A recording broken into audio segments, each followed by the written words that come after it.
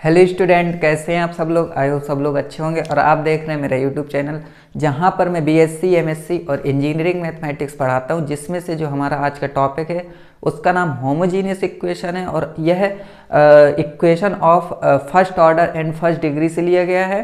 तो अगर आपने पिछला लेक्चर नहीं देखा जिसमें से मैंने डेफिनेशन और वेरिएबल सेपरेबल मेथड बताया हुआ था, तो नहीं देखा है तो ये आई टिप बन के आ रहा है, उसमें जाइए, प्लेलिस्ट बनी हुई है, प्लेलिस्ट में वीडियो देख लीजिए। उसके बाद अगर आज का जो टॉपिक है वो आप समझेंगे तो बहुत ही अच्छे से समझ में आने वाला है।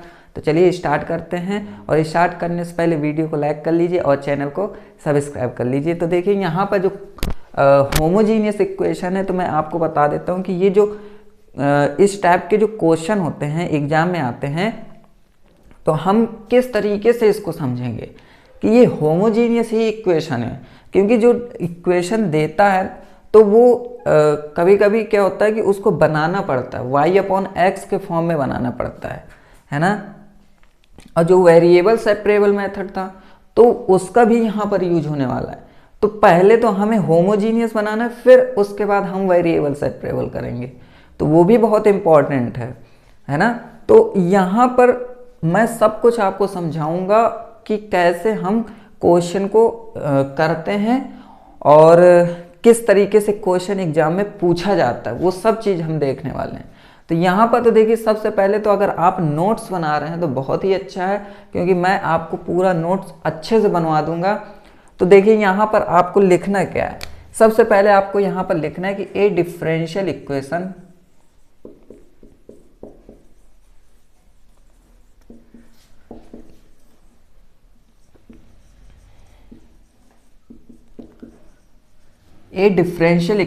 of first order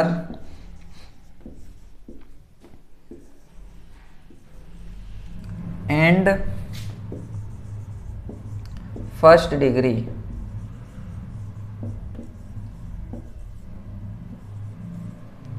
is degree is said to be homogeneous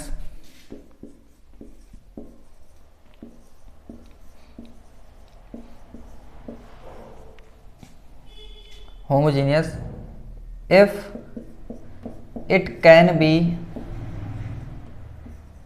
put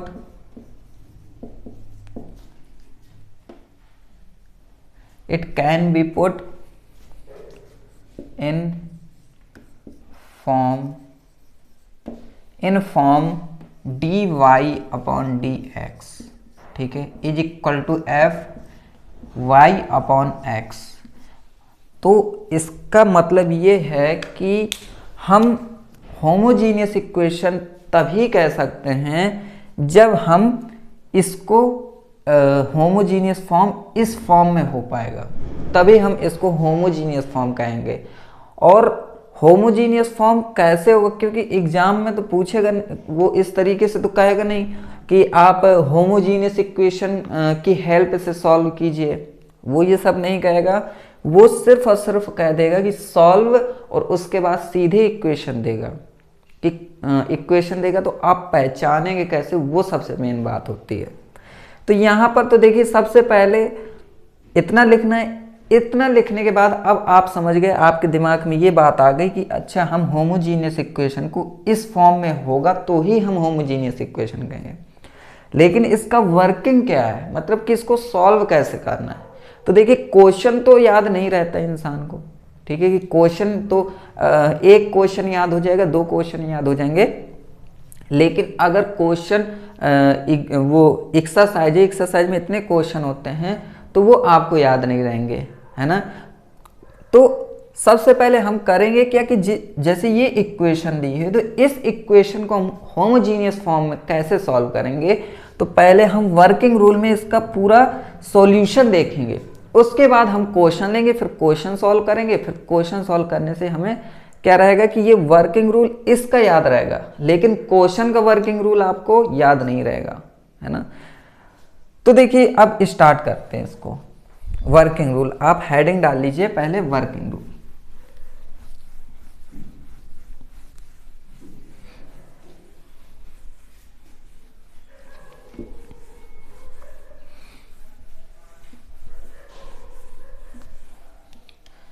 तो यहाँ पर जब वर्किंग रूल चलेगा तो कैसे चलेगा, तो मैं आपको समझाता हूँ पहले। ठीक है, आप हेडिंग डाल लीजिए इस तरीके से। अब देखिए वर्किंग रूल में हमें क्या करना है कि कोई भी इक्वेशन दी हुई है, उस इक्वेशन को पहले तो हमें इस फॉर्म में लेके आना पड़ेगा, dy upon D x is equal to F Y upon X में। ठीक है, तो इस फॉर्म में आने के बाद फिर हम कैसे सॉल्व करेंगे तो वो हम देखते हैं। तो यहाँ पर हमको करना क्या है कि जब ये फॉर्म में हो जाएगा तब हम y अपॉन एक्स को मान लेंगे v।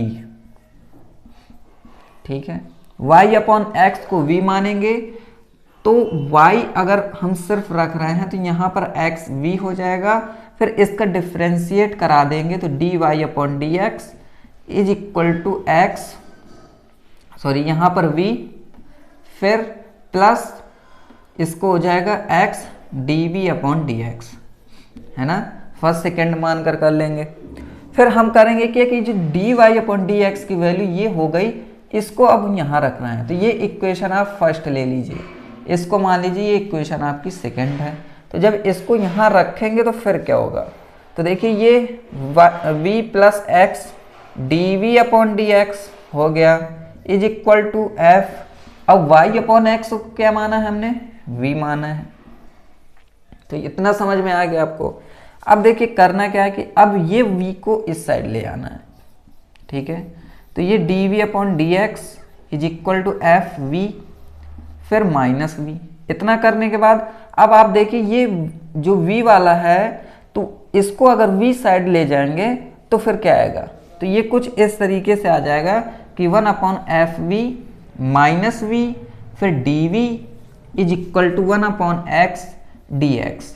अब देखिए यहाँ तक होता है। इसके बाद वेरिएबल सेपरेबल क्या कहता है कि दोनों साइड आप इंटीग्रेशन ले लो। ठीक है, दोनों साइड इंटीग्रेशन लेने के बाद ये तो log x हो जाएगा, लेकिन ये अभी पता नहीं है कि फंक्शन क्या है ना। तो हम करेंगे क्या यहाँ पर कि इसको इसी तरीके से रखा रहने देंगे। ठीक है, इज इक्वल टू यहाँ पर प्लस सी लगा लीजिए। ठीक है, फिर इज इक्वल टू लिखेंगे integration 1 upon F we minus v and यहाँ पर डी वी। ठीक है, तो ये हमारा फाइनल सॉल्यूशन होता है होमोजीनियस फॉर्म में।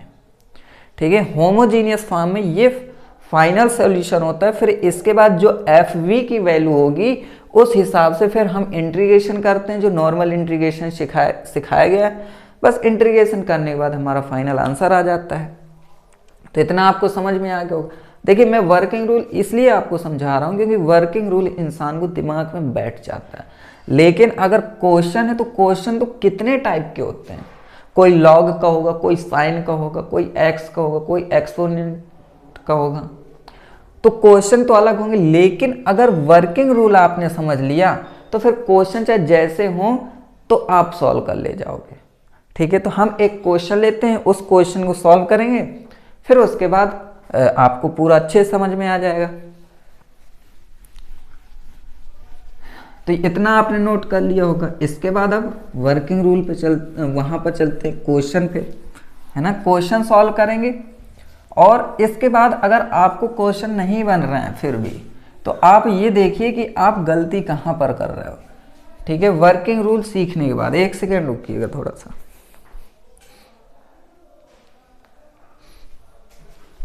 ठीक है, वर्किंग रूल सीखने के बाद भी अगर नहीं बन रहा है तो फिर कहीं ना कहीं गलती हो रही है। लेकिन अभी क्वेश्चन पहले देखते हैं। ठीक है, तो एक क्वेश्चन है मेरे पास, वो क्वेश्चन हम सॉल्व करते हैं। ठीक है, तो यहाँ पर देखिए क्वेश्चन लिखा हुआ है, क्वेश्चन लिख लीजिए सब लोग कि सॉल्व। इस तरीके से क्वेश्चन पूछा जाएगा एग्जाम में कि सॉल्व, फिर उसके बाद x cube plus 3x y square d x plus y cube plus 3x square y d y is equal to 0। ठीक है, तो इस तरीके का क्वेश्चन आएगा आपके एग्जाम में। अब देखिए ये क्वेश्चन ऐसा लग रहा है जैसे हमने वेरिएबल सेपरेबल मेथड में भी सॉल्व किए थे, तो उन्हीं के तरीके लग रहा है। लेकिन देखिए ये वैसा नहीं है, ये होमोजीनियस है। अब देखिए होमोजीनियस है तो कैसे पता चलेगा कि भाई ये होमोजीनियस है? तो ये पता करने के लिए आपको परेशान बिल्कुल भी नहीं होना है। सबसे पहले आपको करना क्या है कि हमारा जो मकसद रहता है वो मकसद ये रहे कि हमें dy/dx पहले लेके आना है। फिर इसके बाद यहाँ पर क्या फंक्शन हो रहा है यहाँ पर, वो अभी थोड़ी देर में पता चल जाएगा। ठीक है, तो यही सॉल्व नहीं करना है आपको, पहले आपको dy/dx में लेके आना है। तो देखिए dy/dx में कैसे लाएंगे, तो इसको वहां ले जाएं, ये यहीं रहेगा, तो y³ + 3x² y dy is minus फिर x³ + 3xy² एंड यहाँ dx। इतना करने के बाद अब देखिए यहाँ पर अब हमें करना क्या है, dy हो गया, ये dx यहाँ आ जाएगा और फिर इसके बाद इसके नीचे ये आ जाएगा, तो माइनस x³ + 3xy² और यहाँ पर y³ + 3x² y। ठीक है, अब देखिए इतना करने के बाद अब देखिए ये dy/dx के फॉर्म में आ गई। अब यहाँ पर आप देखिए तो ये क्या कोई फॉर्मूला बन रहा है क्या? अगर ये नॉर्मल फॉर्मूला बन रहा है तो हम सोच लेंगे कि ठीक है ये वेरिएबल सेपरेबल का हो गया, लेकिन अगर ये फॉर्मूला नहीं बन रहा है तो यहाँ पर एक दिमाग लगाएंगे। दिमाग क्या लगाना है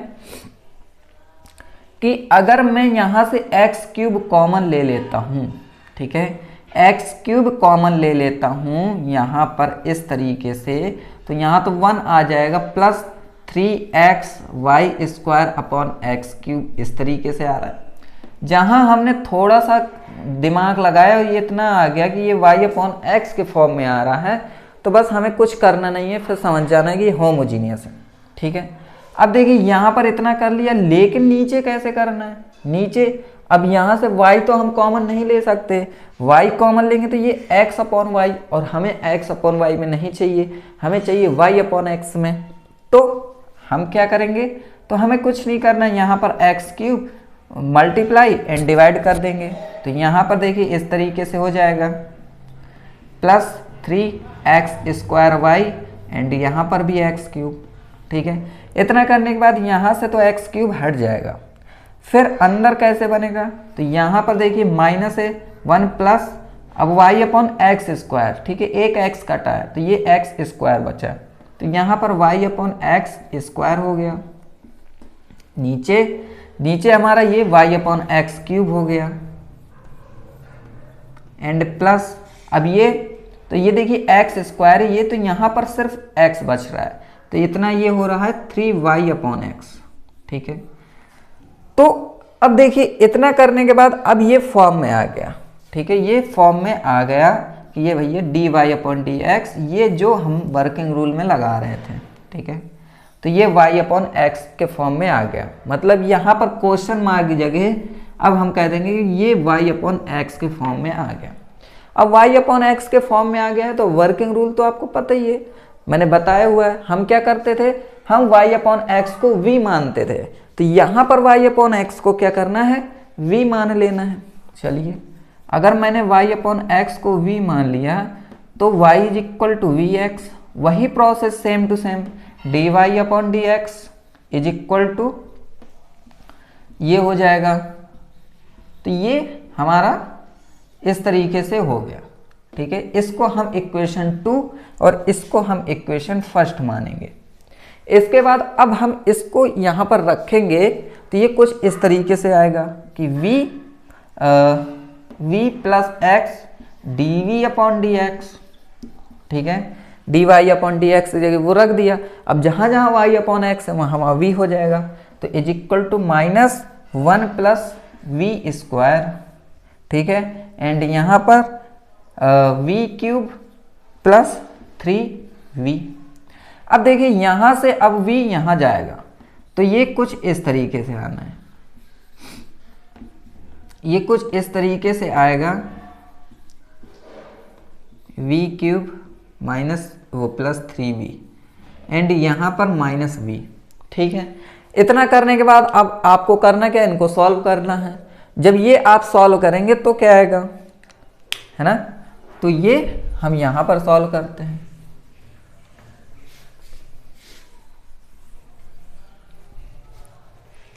तो देखिए जब इसको सॉल्व किया तो ये कुछ इस तरीके से बन के आया 3v, एंड ये माइनस अंदर जाएगा तो माइनस वी स्क्वायर हो जाएगा, है ना।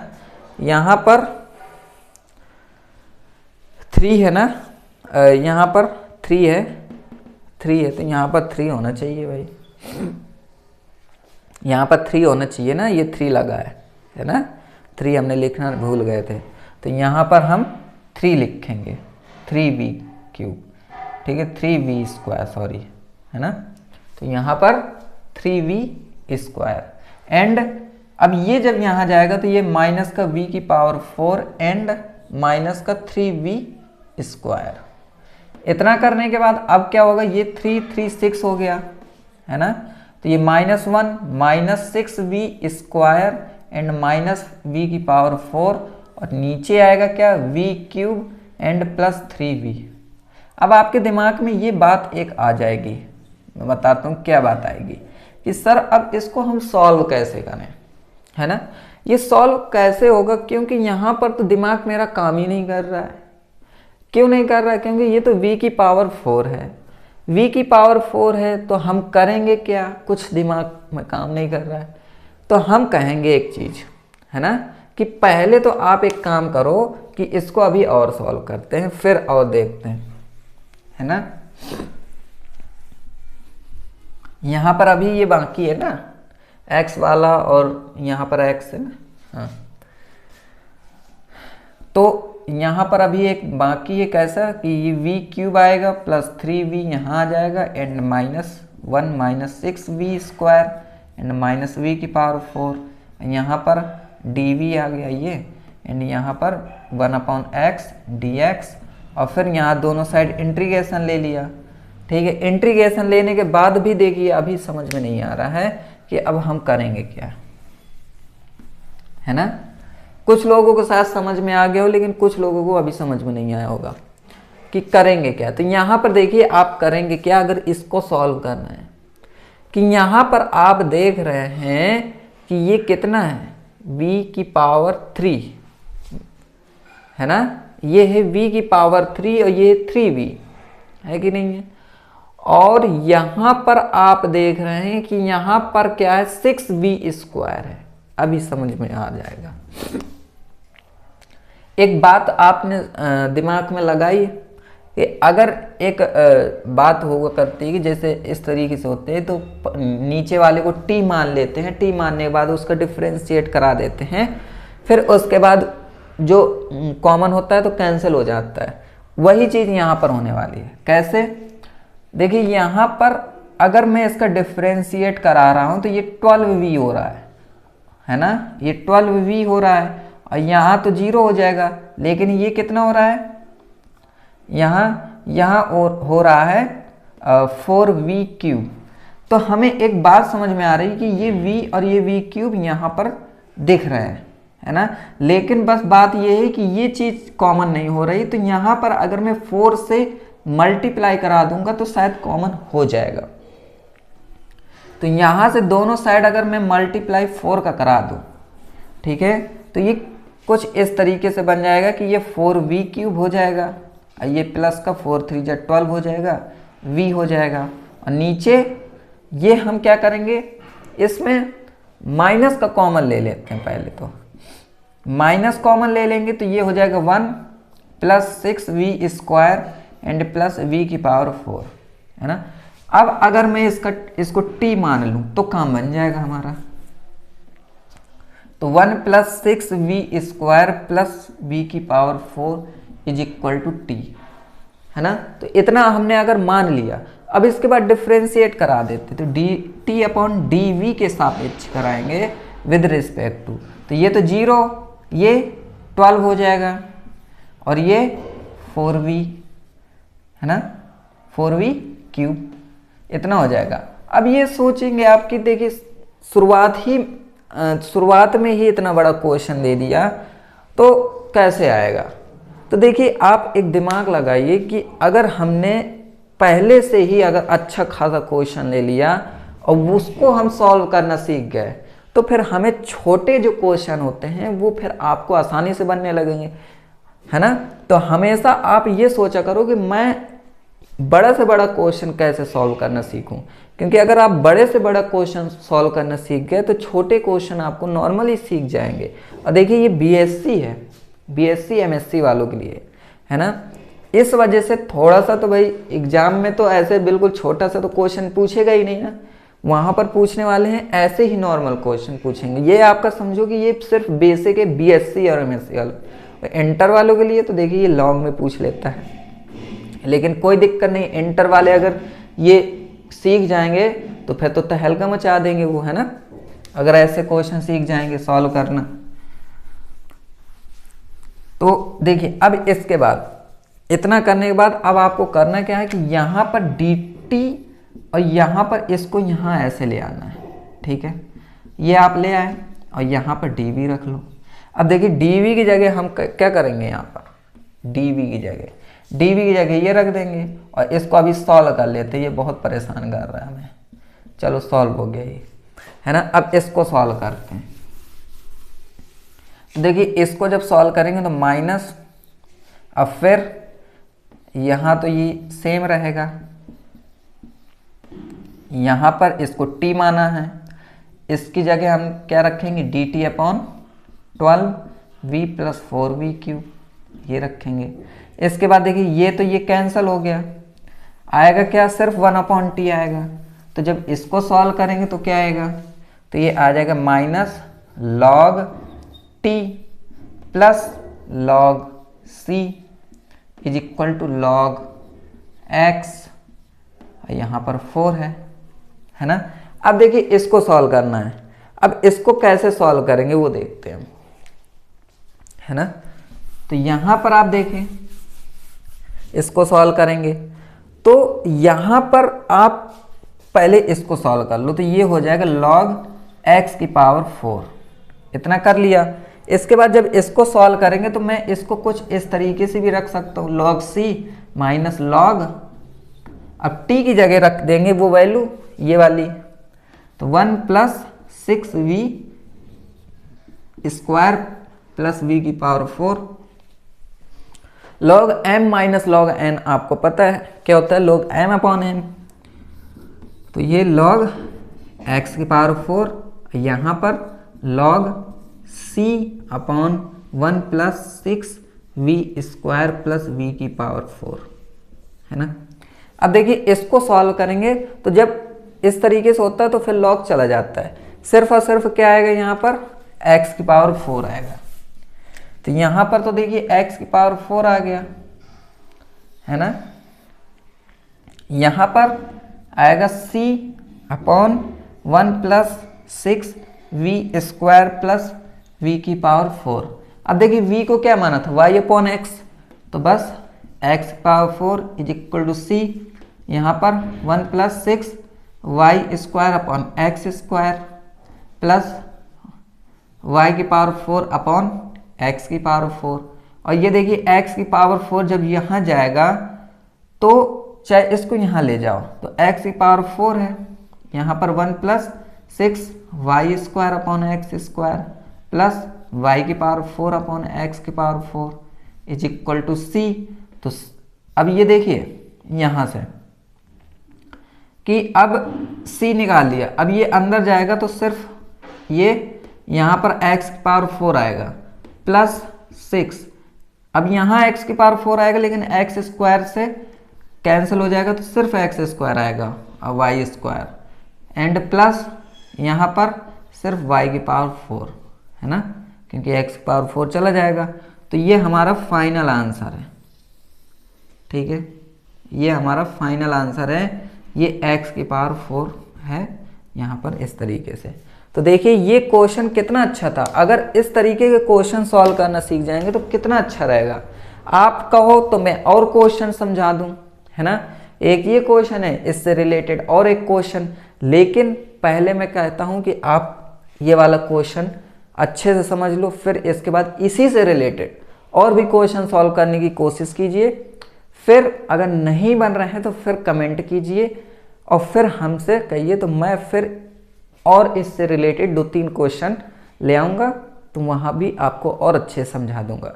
तो चलिए आज के लिए इतना ही, मिलेंगे नेक्स्ट लेक्चर में कुछ नए मेथड के साथ। इसमें 2 मेथड हो गए हैं, है ना, अभी हमारे 7 हैं, 2 हो गए और तीसरा कल बताऊंगा, है ना। तो चलिए आज के लिए इतना ही, मिलेंगे नेक्स्ट लेक्चर में। तब तक के लिए खुश रहिए एंड ऑल द बेस्ट, और मिलते हैं। Good bye, thank you.